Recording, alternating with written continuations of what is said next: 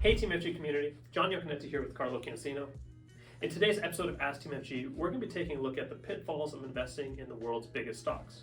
Remember, if you do enjoy our content, like, comment, and subscribe to the YouTube channel. We love doing these videos for you.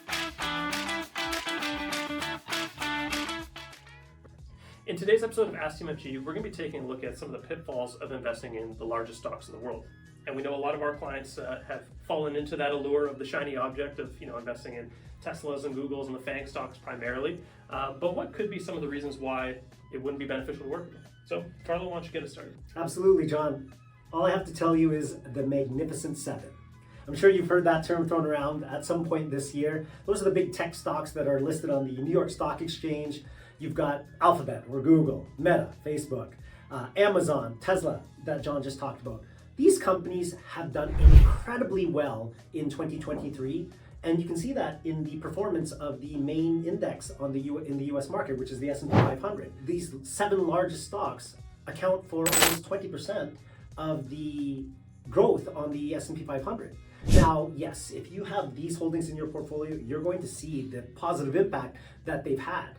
However, reaching this level, a lot has to be done to support or sustain this level of growth, and that's why you start to see decline. Great point, Carlo, and we begin to see that even 5 and 10 years into the future, the performance of these companies really begin to lag the overall market significantly.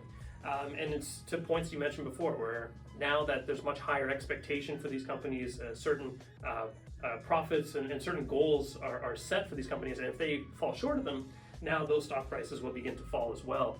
And it really goes hand in hand with the motto that we preach is you want to buy at a low point and sell at a high point, right? So if you've gotten to the point where the stock is overly inflated, probably wouldn't be the time to be buying. And if you are one of those lucky few that have held from years ago, now actually might be a good time to start to sell.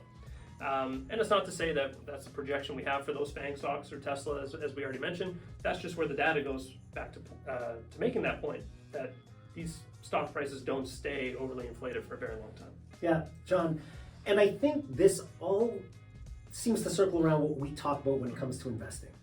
Don't time when to get in and out of these big companies or buying in when they're low.